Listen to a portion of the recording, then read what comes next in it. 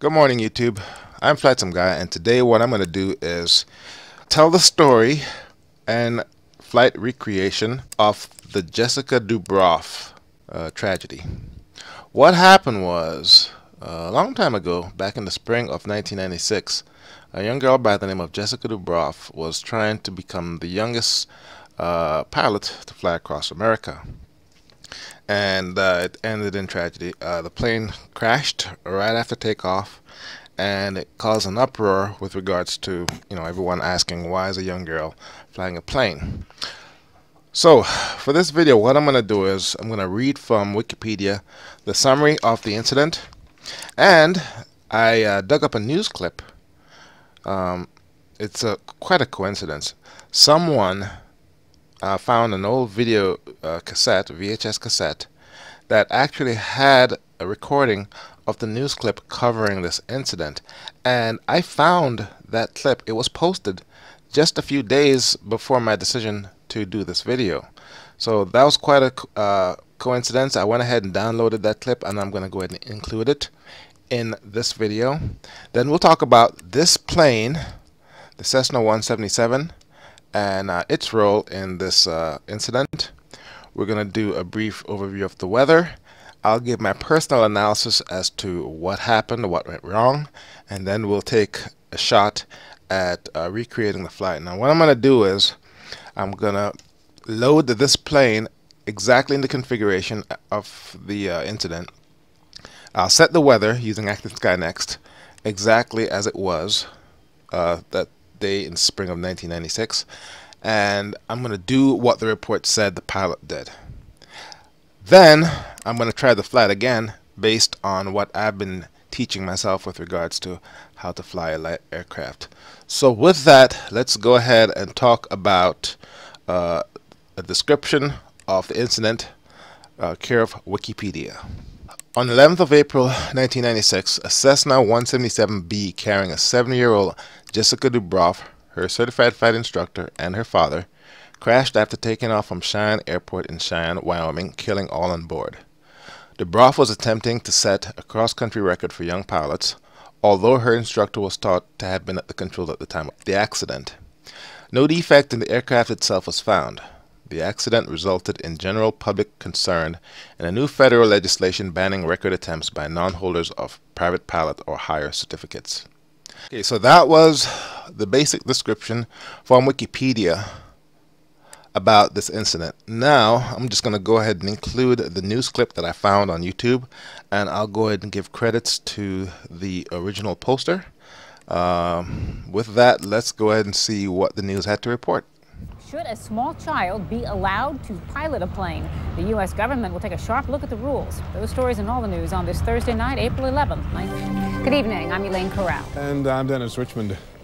7-year-old Jessica Dubroff's hopes of becoming the youngest person to fly across country and back died with her this morning when her tiny Cessna crashed onto a street in Cheyenne, Wyoming.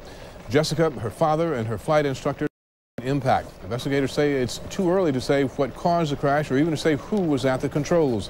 We begin our coverage with Randy SHANDOBIL in Cheyenne. This is 7-year-old Jessica Dubroff running through the rain this morning at the Cheyenne, Wyoming airport with a cellular phone to her ear. She was telling her mother how thrilled and excited she was as she was about to take off on the next leg of her journey across America. Minutes later, her attempt to become the youngest person ever to pilot a plane across the nation and back ended.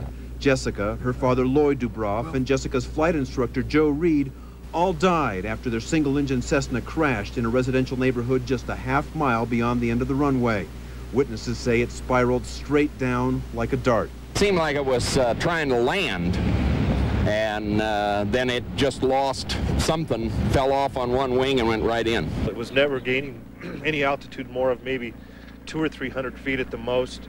It continued to climb, but with the heavy rain, and the plane was clearly overloaded, and it was just never gaining any altitude. It made a big arc. It came across kind of over Buttrey's grocery store, and as I was turning into the parking lot to work, it literally just turned over and dropped. It went straight into the ground. The Cheyenne police chief was one of the first on the scene. He believes whoever the pilot was, Jessica or her flight instructor, he believes that pilot died a hero trying to avoid homes.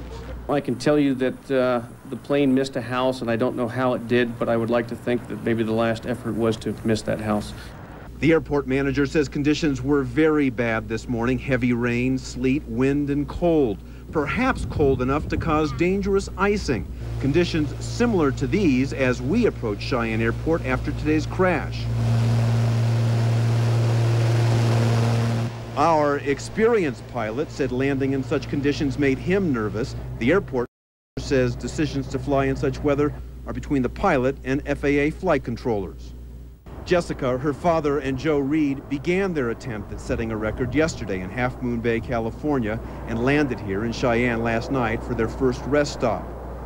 Jessica, so short she sat on a booster seat and had special pedal extenders for her feet, was greeted like a star by people in Cheyenne yesterday evening. We're glad to have you in Cheyenne. All right. Today, many of those same people came to erect an impromptu memorial in the snow next to the wreckage. The memorial included a toy balsa wood plane, the kind of plane most 7-year-olds fly. In order to break the unofficial age record, no publications recognize such records, Jessica had to pilot the plane the entire journey.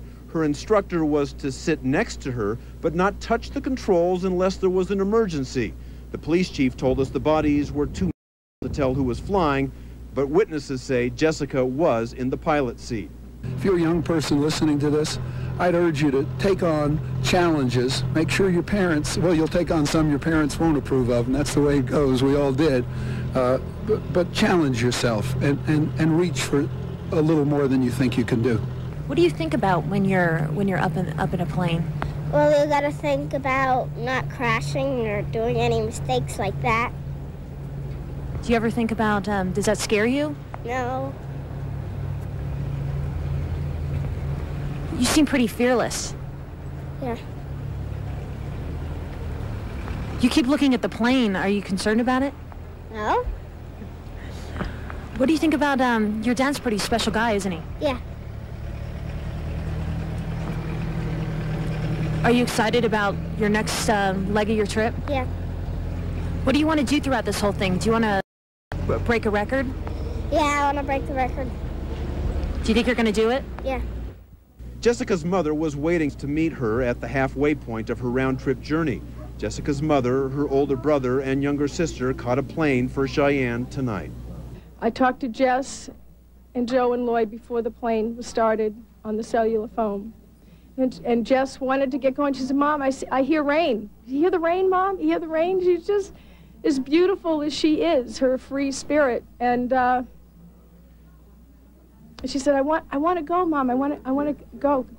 I want to start the engine. I said, okay. I said, have a great time. I love you, Jess. And then I talked to her father on the plane and said, I just talked to him for a long time. I don't know. Seemed like a long time. I told him how grateful I am that he was doing this with Jess and how wonderful this was. The last couple of days, little Jessica has been so excited she could barely contain herself. Last night when she landed here in Cheyenne, she told people that she was tired from her long flight, but so happy and so looking forward to today's flight that she was afraid she couldn't sleep. In Cheyenne, Wyoming, Randy Shandobil for the 10 o'clock news. After the deadly crash of 7-year-old Jessica Dubroff's plane, the federal government today immediately ordered a review of FAA rules on who can fly airplanes.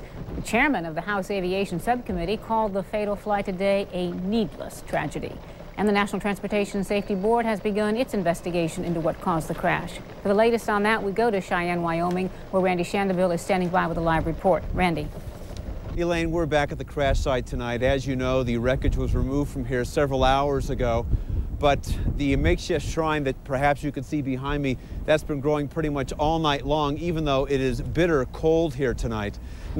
An hour and a half ago, Jessica's mother, brother, and sister, they arrived in town from Boston. Jessica's mother has come here to perform the grim task of claiming the body of her child. Also tonight, about 3 hours ago, the National Transportation Safety Board held a press conference near the crash site. Basically, they said it's way too early to determine the cause of today's crash. They said it could take up to 6 months don't have to deal with that. Aircraft accident investigations are complex. They have a lot of different issues in them, and the things that we're going to be looking at will be power plants, airframes, aerodynamics, physiology, human performance, air traffic control, meteorology, and then other ancillary issues, fueling, weight and balance on the aircraft. There's quite a large number of issues that we'll be looking at. In other words, at this point, it's really wide open as to what the official cause was, but unofficially, we've been talking to several pilots in the Cheyenne area, and they say it's almost certainly one of three things: the weather, obviously, the experience or lack of experience of the pilot, and the third possibility, the altitude here is 6,200 feet. That's significantly above a mile in altitude, and experienced pilots say it's much more difficult to take off at this altitude than it is at sea level, especially for an inexperienced pilot. One more thing, Jessica's father reportedly was carrying a home video camcorder on board the plane. If the NTSB is able to recover that camera, then perhaps we'll get some answers before 6 months are up. Elaine, Dennis, back to you. Randy Shandobil live in Cheyenne. Thank you, Randy. The story of Jessica Dubroff's attempt at making history ended disastrously, but it all started out on a lighthearted note just yesterday morning. It was at the small airport along Highway 1 in Half Moon Bay where the fatal flight began. Today, that airport was a gathering place for people in shock. Rob Roth has this report. The people who fly regularly in and out of Half Moon Bay's tiny airport form a small and closely knit community. This morning at this airport, where 7-year-old Jessica Dubroff learned to fly, the flags flew at half-staff. And pilots came here to the 30 Cafe, the only coffee shop at the airport. One pilot said he just didn't know where else to go. Just about all the pilots and airport workers knew Jessica. She'd been taking flying lessons here for months, and everyone loved having her around. Jessica was here the other day having French fries, so you know, I guess probably I'll need some time to just think about it, you know. She was a happy little kid. I mean, you know, you see her out here skipping around the apron. You know, and I've seen her fly. She handled the aircraft pretty well from where we could see. Everyone, I think, was kind of rooting for her. It kind of brought the flying community together, I think. Everybody wishing her the best and such. I was out here nearly every day. I'm associated with the flying club, and yeah, it's just, I don't know, she just meant a lot to us. People here also lost a close friend, flight instructor Joe Reed, a regular at the airport and the owner of the plane that crashed. Reed was also a professional financial consultant. You know, he's the president of the Pilot Association here. He's a member of the water board in town. He's a member of the Knights of Columbus. You know, some of the things, you know, he's a good guy. Yeah, he's literally a pillar of the community. And we're just all taken back by it, you know. Joe's Mr. Half Moon Bay Airport. Throughout the day, people came to the coffee shop with bouquets of flowers. A restaurant table became a makeshift memorial. Many of the people who brought flowers had never even met Jessica. Okay, I just have a daughter, and it's something here in the area. I just felt compelled to bring flowers. I did not know Jessica at all. I used to sit out here, watch the airplanes take off and land, and I've, you know, watched her practice. That's kind of tough. Folks talked about the excitement here yesterday morning when Jessica took off in the Cessna to begin her trip. Minutes before, Jessica's father said the cross-country flight of an 11-year-old girl inspired this mission. And it occurred to me a couple of months ago, Jess had been taking lessons for 2 or 3 months, that gosh, she could do that. She was coming along well enough. And I asked her if that's something she would like to do. I said I would sponsor it. I'd fund it if she wanted to. And she said, yeah, she'd really like to do that. Last Sunday, while Jessica was taking a flying lesson, she had this conversation with a reporter. Why decide to do this sort of what many think would be a dangerous trip? Well, I believe it was my dad's idea. I think the main thing is she's going to meet a lot of new people who have think differently than we think here in California, have different value systems and sets, and look at the world differently, and I think that's going to really expand her horizons. Yesterday morning at Half Moon Bay Airport, wearing a hat that says "Women Fly," 7-year-old Jessica saw her mother for what would be the final time. Will you say bye to me on the radio after you're up? I will. Okay, I'll be beating for it, Jess. Have a great flight. She sat in the cockpit, started the engine.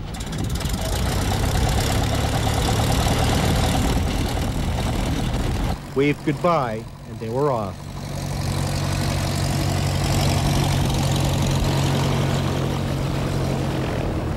Many of the pilots here are trying to figure out what could have gone so wrong in Wyoming, but mostly folks here are in mourning for their three friends. At Half Moon Bay Airport, Rob Roth for the 10 o'clock news. Residents of the San Mateo County town of Pescadero were stunned this morning upon learning that Jessica Dubroff had been killed in that plane crash. Jessica lived in Pescadero. For many there, it will take some time to get over the shock. Diane GUERRAZZI has that report. The flag in Pescadero Town Square flew at half-staff today with flowers below as a loving tribute to Jessica Dubroff. News of her death this morning shook townspeople hard. Started crying. I was just coming here to get my coffee and heard it on the radio.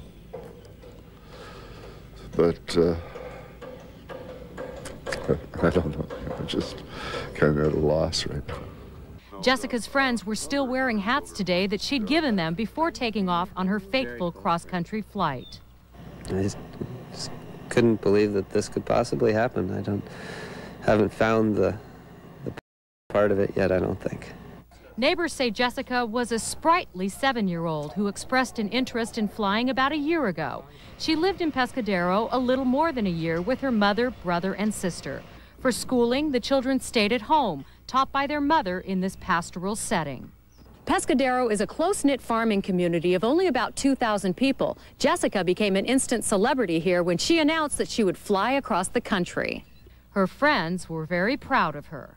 She said flying is very fun, and she liked to fly very much. She also liked to ride horses at this ranch every day, where today the staff was suffering. I mean, that's probably the worst thing, is to see people that loved her who miss her. That's for me, is like the worst part of it, because you want to be helpful and be a comfort to people, but you can only do so much. At the ranch, in the days leading up to the flight, Jessica talked excitedly about her adventure. The last thing I said to her, I said, "Are you scared?" And she said, no, I don't think anyone ever really thought of it kind of that way. I asked Jess a couple of days ago if she'd flown in the rain, and she said, oh yeah, the fog, oh yeah, the wind, oh yeah. And we talked about the difficulties of some of those things, and she recognized them and had experienced them. Looking back on the brief life of Jessica Dubroff, what townspeople remember most are her spirit and generosity. The postmaster said she would come here to the post office 2 or 3 times a week to send money she earned cleaning stables to a poor child in South America. She was great. She was a bright star, very always a smile on her face, always very polite, and she'll be missed in Pescadero. Missed, but not forgotten. In Pescadero, Diane GUERRAZZI for the 10 o'clock news. Well, there is the human side to this story, but there is also the aviation side. Coming here, pilots talk about the difficulties Jessica may have encountered this morning. And we'll tell you how her death may change the laws governing who can legally fly a plane. Dennis and I will be right back. All right, so right now let's go ahead and review the weather observation that was recorded the date of the incident. According to the METAR report, at 8:23 in the morning, special observation was sky condition, 1,600 feet scattered, measured ceiling, 2,400 feet broken, 3,100 feet overcast, visibility of 5 miles. Weather was thunderstorm, light rain, temperature 40 degrees Fahrenheit, dew point 32 degrees Fahrenheit, winds 250 at 20 knots, gusting to 28 knots, altimeter 290.71. Remarks, broken, variable scattered. Thunderstorm began at 8:23 in the morning. 0.04 inch rain fell since previous record observation. Wind shift began at 8 o'clock. Peak wind 260 degrees at 28 knots, recorded at 8:17. All right, so what we had here was they didn't exactly take off into a thunderstorm. What was happening is the thunderstorm was coming in on them from the west.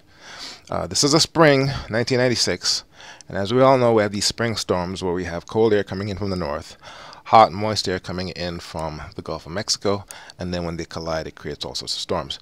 Now, because the word got out that this young girl was trying to fly across the country, there was a media frenzy, and the father was able to arrange a whole bunch of interviews all across the country for when they arrived. But in order for them to make those dates, they'd have to take off on this day. They couldn't be late.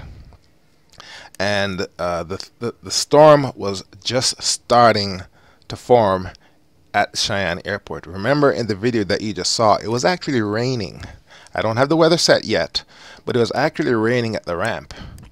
And according to witnesses, the pilot, the instructor pilot, when he got the weather report, the thunderstorm was beginning to start at this airport. But if you looked to the east, which was over here, the plane is pointed west, if you looked to the east, he could actually see sunshine. And his plan was to beat the weather, take off, head west, that way he can get ahead of the thunderstorm and get into good VFR weather. The pilot was instrument rated, but he hadn't been he hadn't kept up his certification, so he filed a special VFR flight plan. And because I guess they wouldn't accept an IFR since he wasn't rated anymore. And this plan was simply to beat the weather, and it didn't work out that way. So that's it for the weather.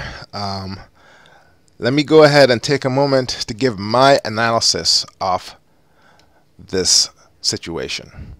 Alright, so with regards to this incident, the first question to ask is, who's at fault? The quote-unquote pilot was Jessica herself, 7-year-old girl. She was sitting in the pilot seat. But essentially, the real pilot was her flight instructor, who was sitting in the right seat. Now, so the question is, who's at fault? Well, obviously the pilot's at fault. He's a pilot in command. But it's a lot more complicated than that. Usually, in aircraft incidents, whenever there's a crash and fatalities, it's never just one thing that causes the accident. It's a chain of events. And the first thing that contributed to this accident was the media reports.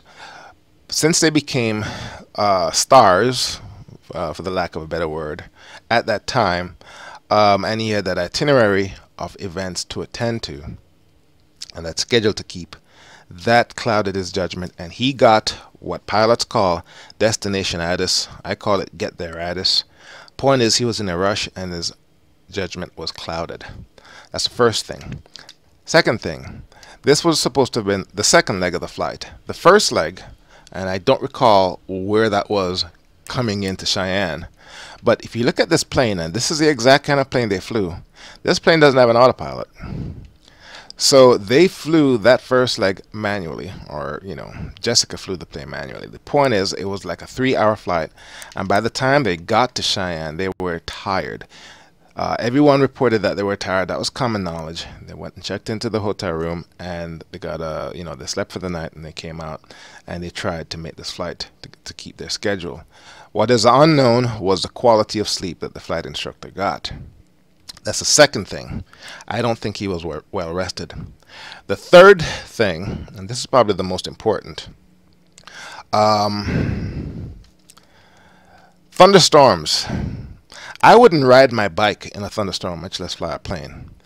But, you know, the flight instructor had over 1,300 hours of flight time, and I guess he thought he could beat the weather.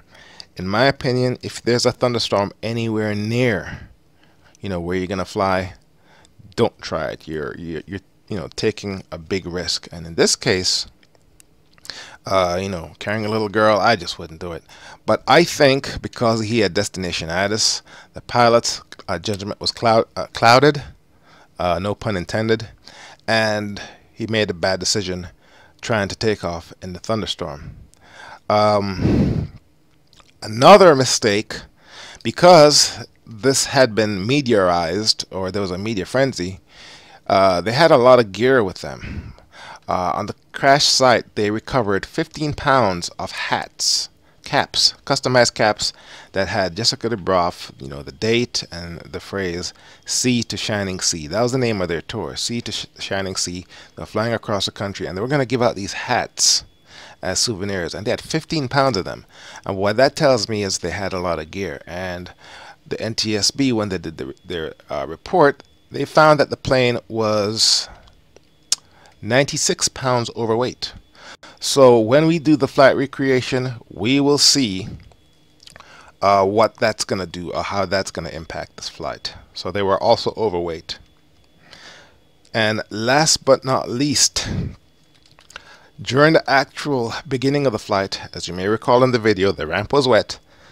We know what happens when water gets on wings. Wings don't fly very well. Cheyenne Airport. This airport is 6,100 feet above sea level. Let me hit the B key. There it is right there. If you're in a piston aircraft, what do you got to do when you are taking off from a high airport? I did a video on flaps. You got to give flaps. In this case, they took off with 1 notch or 10 degrees of flaps, which is fine. But there was something else he was supposed to do. When you're this high up, the air is thinner. If you do not lean your engines, you won't have enough power. When they did an examination of the wreckage, they found this knob, the mixture knob, all the way in. Obviously, upon impact, when the plane, assuming he had leaned the mixture, on impact, it is possible that the knob could have gone in. But based on the examination of the wreckage, the NTSB summarized that he did not lean the engine because they didn't find any broken levers, or I don't recall what it was, but everything indicated the engine was not lean. So what I think happened was he had destinationitis, and he was not well rested. He was in a rush, and apart from taking off or making the decision to take off in bad weather, he did not do his cigar tip. Remember, cigar tip is your mnemonic phrase for controls, instruments. Check all the instruments, make sure everything works. G, gyro, directional gyro, make sure that this matches up with your compass. Altitude, there is no autopilot on here, so no altitude. This is not a, yeah, this is a transponder. Run up, they did not do a run up. We know this because witnesses, and there were a lot of witnesses, the media was there, a little crowd was there. He taxied all the way to the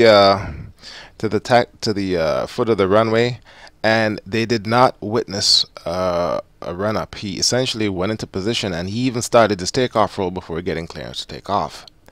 And because of that, the plane couldn't get into the air. He tried to make a right turn. The plane didn't have enough lift. It rolled over and it crashed.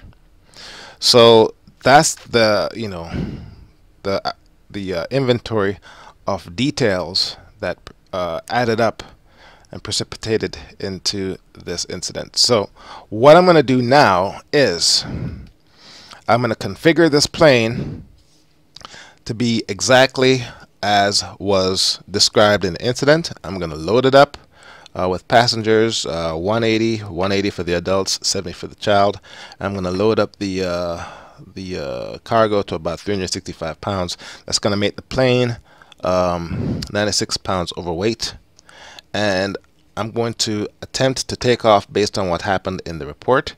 And then I know what's going to happen there. I don't think the simulator is going to support it. And then I'm going to do what I would have done if it was me. If it was me, I wouldn't have made the flight, but I'm just saying, you know, given the weather conditions, what I'm going to do to see if I can get this plane to fly. All right, so with that, let's take a look at the plane. The aircraft that was used for Jessica's Sea to Shining Sea cross-country tour was this aircraft. This is the Cessna 177 Cardinal. It was this specific one was built in 1975, and it was owned by the flight instructor, Mr. Joe Reed. Now here are the attributes for this aircraft. Takeoff, landing weight, normal category, 2,350 pounds. Takeoff, landing weight, utility category, 2,200 pounds. Standard empty weight, 1,340 pounds. Maximum useful load, normal category, 1,000 pounds. Some other attributes regarding this particular model. It had a WYOMING engine, 4 cylinders, 180 horsepower. It had a carburetor,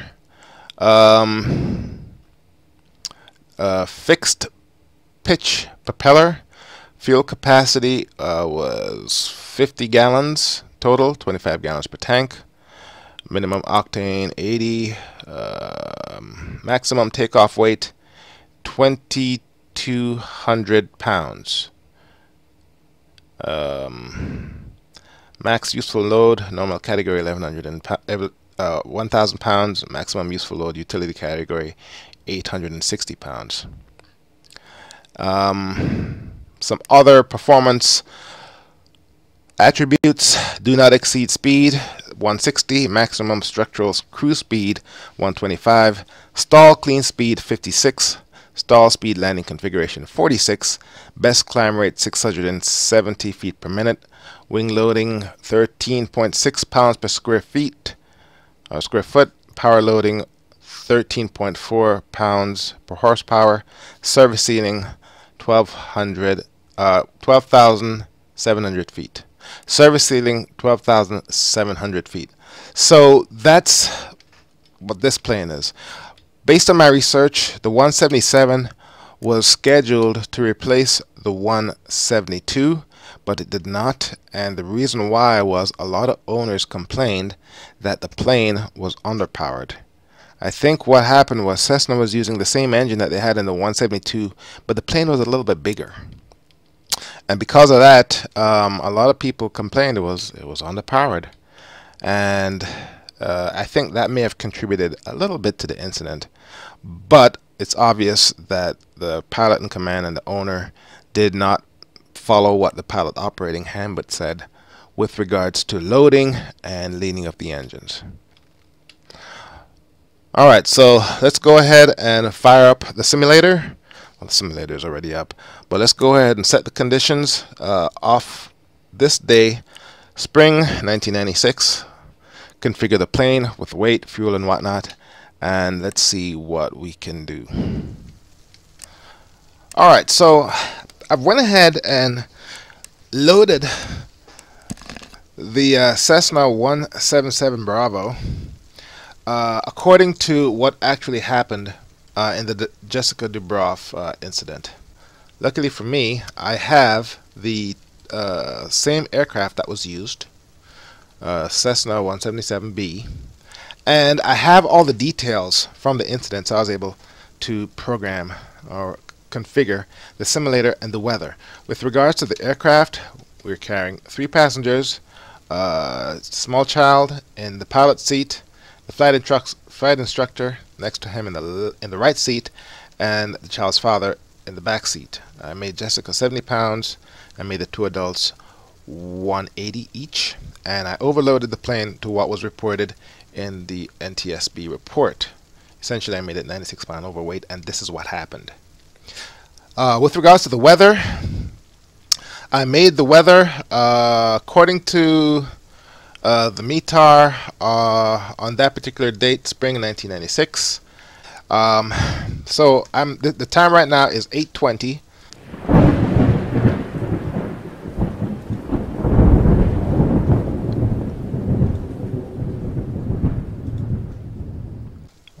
Finally, I'm finding a good use for this add-on. And here's what was happening. This is the spring of 1996, okay? You know how the weather is in the springtime in the USA. We often get these cold fronts that comes from the northeast, from Canada. All this cold, icy air, and there's a lot of hot, humid air coming up from the Gulf of Mexico. And when they collide, they create these really, really wicked storms.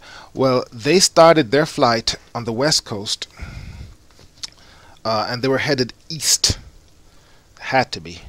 Anyhow, the point is, let's look inside. The point is, we are pointed west. Where we're pointing right now, that's where the nasty weather is. They could actually look outside, even though it was raining. They could actually look outside, look to the east, and see that the weather was good. And what they were trying to do was they were trying to beat the weather. I am overweight. and obviously center of gravity is off. That's the reason why I'm sitting on my tail, but I'm gonna go ahead and go anyway. All I need to do is start the engine, give it a little bit of gas, and it will pitch forward, and then I'll go ahead and taxi. My plan is I'm gonna try and take off based on what the report says. My experience with FSX tells me that the plane probably won't leave the runway, and if it does, I'm gonna crash very quickly. So let's see what happens. First thing I got to do is start this thing. I should use a checklist, but I'm not going to because I don't have one. But it's a small plane. I have a good idea how this thing works. So what we got to do is, first, let's remove the yoke. And let's do our flows. Set the parking brake. Battery is on. Turn on the fuel pump. Let's prime the engine. Turn off the fuel pump. Open up the throttle a little bit. And let's get it started.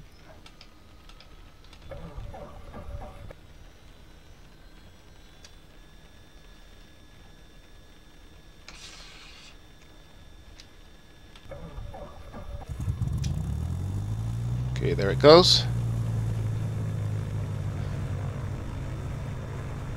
And all I need to do is give it a little bit of gas, or just enough to get the nose down. There. I'm going to set the altimeter. That's not right. That's the correct altitude. It's probably picking up the something's not right with that. Let's continue with our flows. Should have turned on the beacon light first. Go and turn on all our lights. We need flaps 1 because that's what was in the report.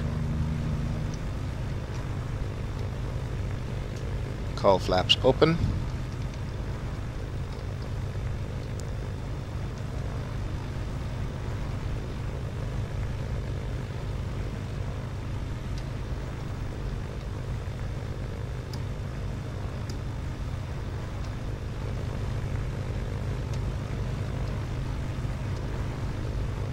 Okay, I'm gonna let the engine warm up for a little bit.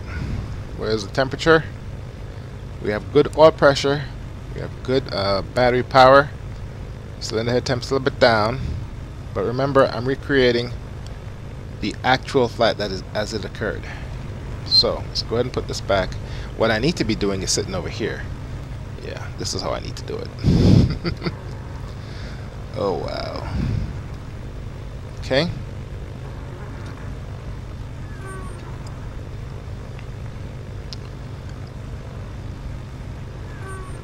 Alright, now we need to taxi to runway 30. Now according to the report, it is my impression that the NTSB report tried to put more blame on the pilot by including certain facts such as not getting a clearance to take off. He didn't wait for the actual takeoff. He started rolling before he actually got the clearance.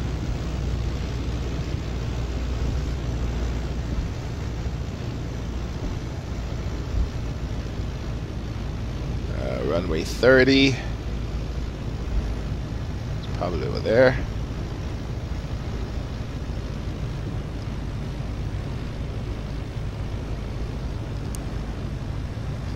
And it was clearly raining. You saw it in the video. Rain was actually coming down pretty good. And rain, even though it's just water on the wing of an aircraft, it causes it to get wet.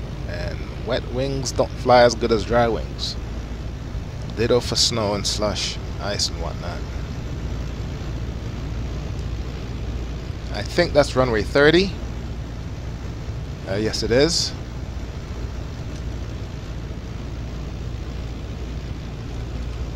Yes, that's runway 30.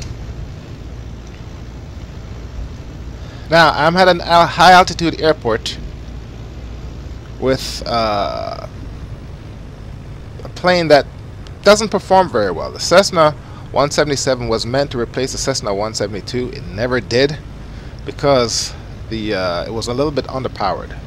Probably tried using the same design engine. but it's a little bit underpowered. Now I'm at a high altitude airport, and I'm just going to do what was in the report. That is, I got flaps 1, 10 degrees of flaps, a little bit overweight, and an engine plane that obviously is not going to go anywhere. So this is kind of a waste of time, but I'll do it anyway. Just taxi into position. Now my plan is to beat this bad weather that's coming over the airport. That means I gotta turn and go to the east, because it's sunny in the east and there's bad weather bearing down on us, and I made the weather in the clouds as accurate as possible. So let's go ahead and slowly advance, throttle, and we'll go ahead and rotate at around 60 to 75 knots. I'm looking, obviously Jessica's instructor was at the controls. In questionable weather like this, it'd be crazy to let a little girl try and fly the plane. And now I'm going to try and take off, because the plane's not getting any faster.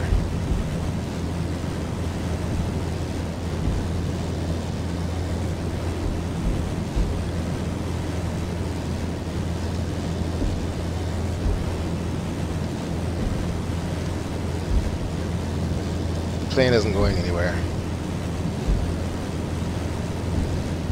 It's not even getting off the ground.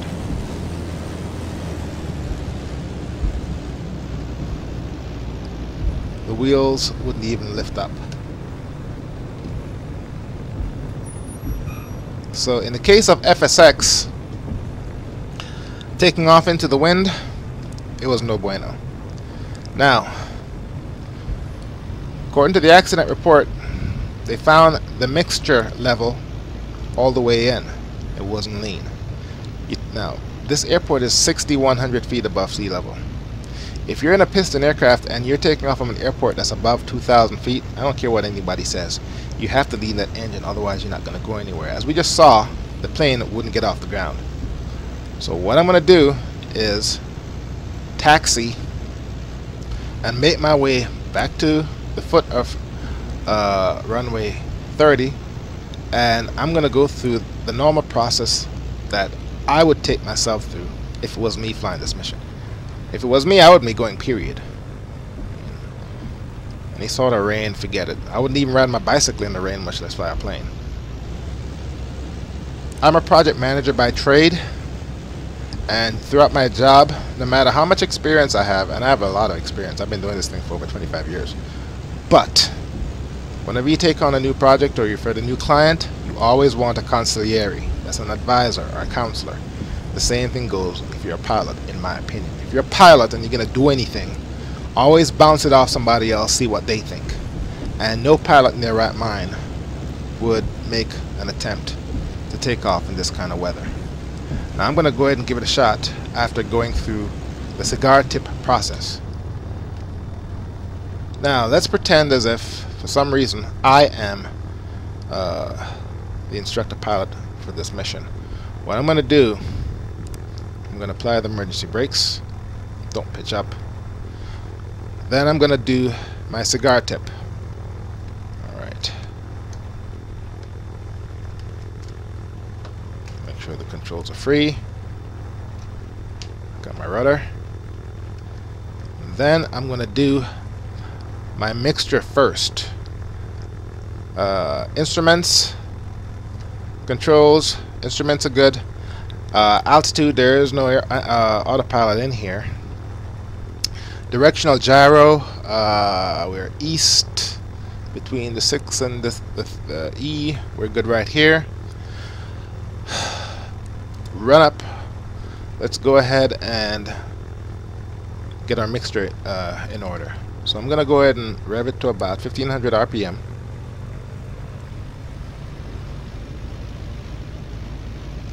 And then here's the EGT. Let me see if I can get both of them in the same shot. Yes, I can. Pay attention to the EGT while I slowly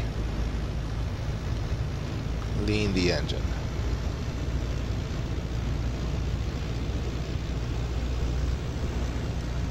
Also notice the RPM is increasing. Why? Because I'm making the fuel-air mixture more even. You can also hear the engine revving.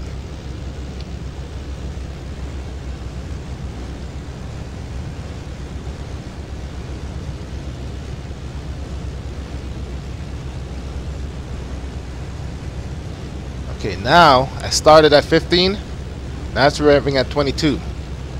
I gave myself a lot of extra power there. Okay. Trim. Let's check my trim setting.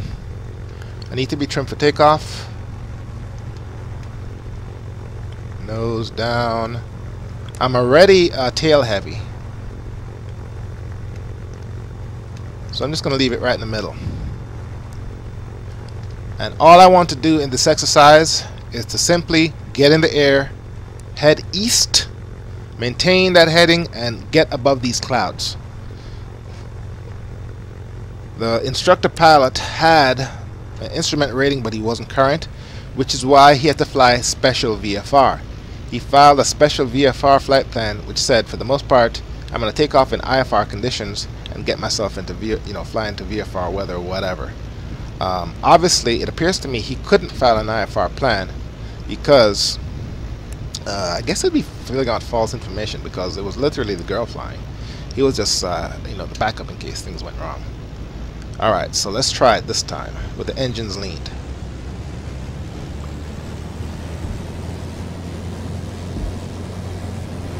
Okay, watch the airspeed.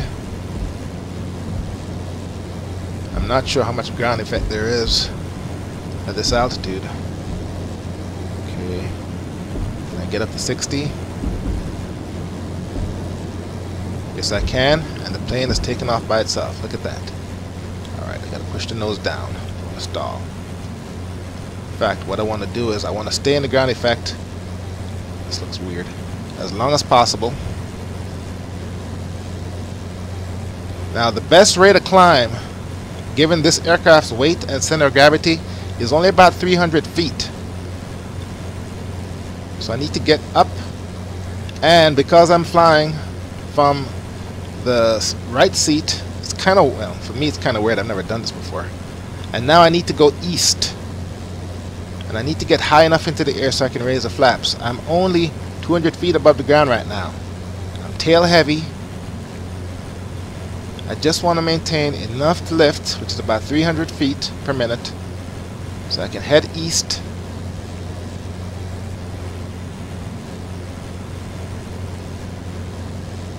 And evidently the rain has stopped.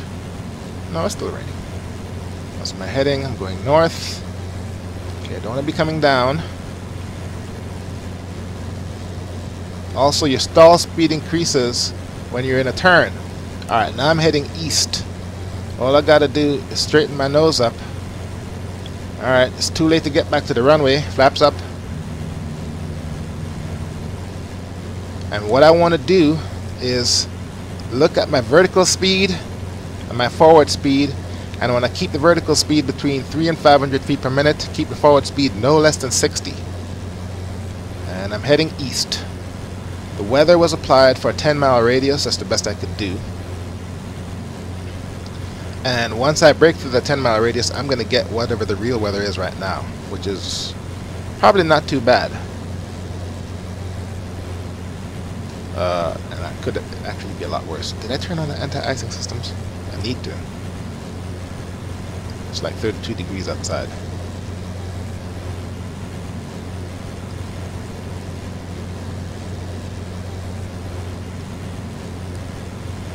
Also, with regards to the run-up, I did not test my magnetos.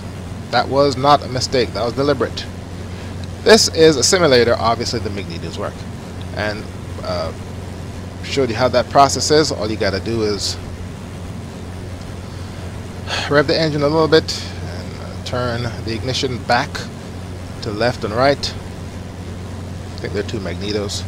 And watch the dip in the engine RPM. Alright, so I'm up to 600 feet. I'm heading east, doing good, but I'm very heavy. Flaps are up, still going forward, and I'm probably gonna run into problems if I get into the clouds. So now, where am I? Alright, I can actually continue this flight without getting into the clouds. The top of those clouds is probably above 10,000 feet. This is an unpressurized aircraft.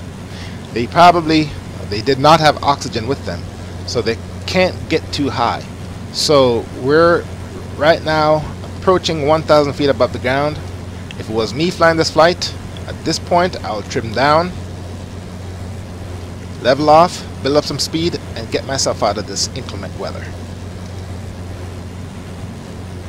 Because you do not want to get into clouds. I don't care how good a pilot you are, stay out of clouds. That silver lining you always hear about, that's probably another plane coming at you from the opposite direction. Also, mountains have been known to hang out in clouds, or hide out in clouds. So, we are at about 1,000 feet off the ground.